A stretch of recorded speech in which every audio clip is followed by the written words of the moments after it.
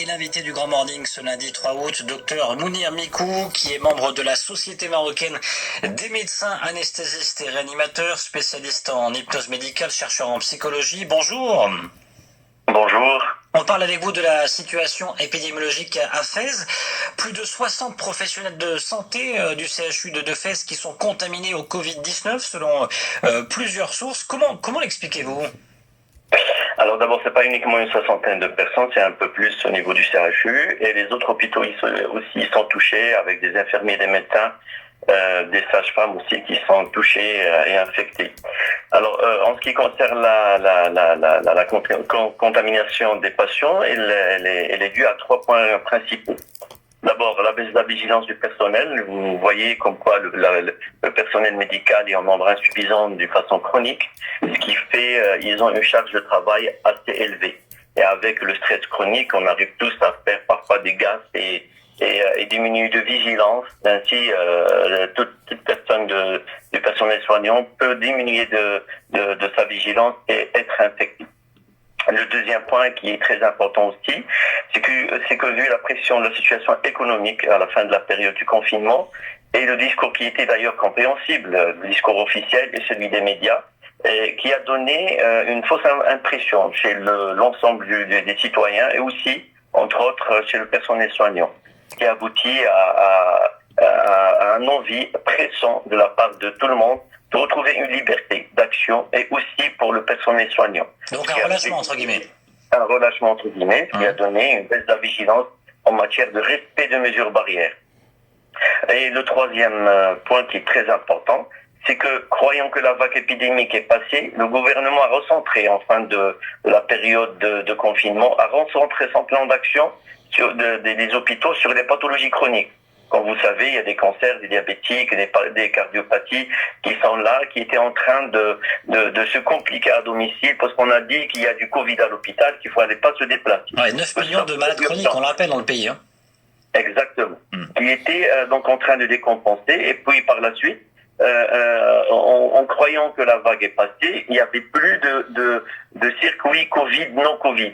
Ce qui fait chaque patient qui était admis à l'hôpital aux urgences, puisqu'il n'y avait pas un nombre important de patients Covid, ils étaient tous mélangés aux urgences, ce qui fait qu'on ne se comportait pas de la même manière devant un cas qui arrivait,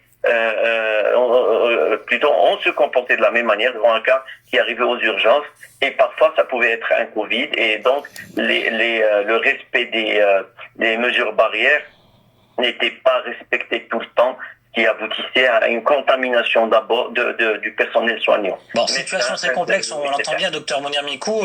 Franchement, avec un personnel médical qui est contaminé, enfin, en grande partie contaminé, avec cette chaleur également, qui, on l'imagine, complique l'exercice de leur métier, ça risque d'être difficile là dans les prochaines semaines pour eux d'exercer et de continuer leur mission, non ?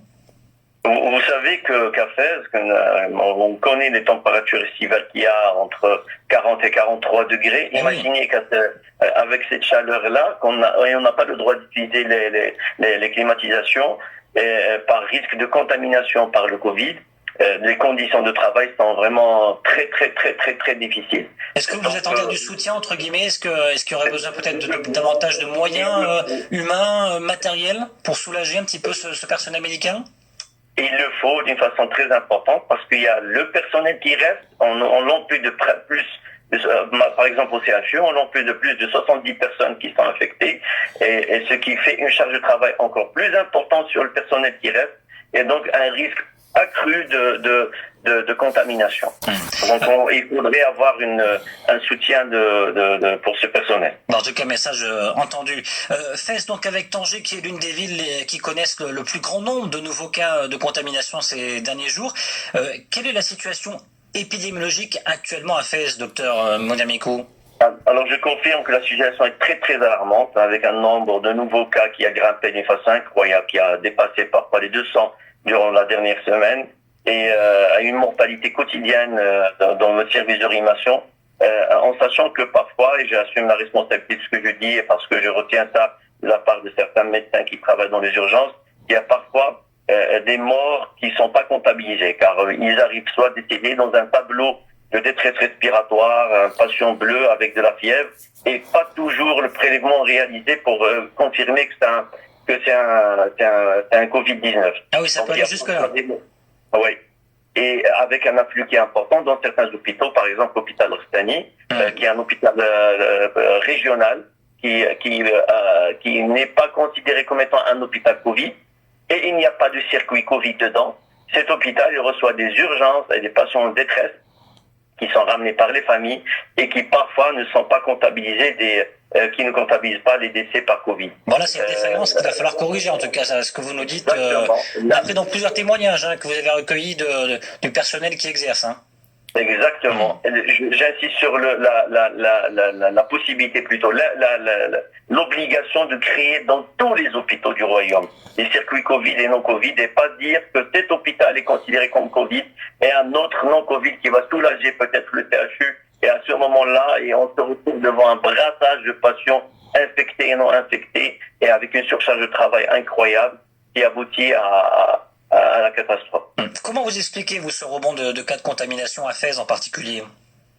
Alors, la responsabilité, sincèrement, comme j'ai dit tout à l'heure, elle est partagée, une responsabilité du citoyen, et ça, on le voit quand on sort, quand on part dans les grandes surfaces, quand on part dans les cafés, quand on voit que les personnes ne prennent pas au sérieux les infections Covid, tout simplement parce que et on entend parler de l'infection, mais on la touche pas, on la passe pas.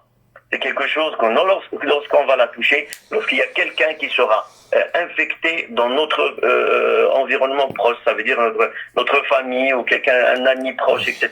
Et donc, avec la multiplication de personnes infectées, on arrivera obligatoirement à ce que tout le monde sera touché, et à ce moment-là, ça serait trop tard. Il faudrait respecter les mesures barrières avant même que quelqu'un de notre entourage soit infecté. Quelle solution, docteur Boniamico, selon vous? Il faut un reconfinement à Fès ferme? Pourquoi pas? Moi, je le dis parce qu'il faudrait que le citoyen et tous les citoyens soient responsables de ce qu'ils font.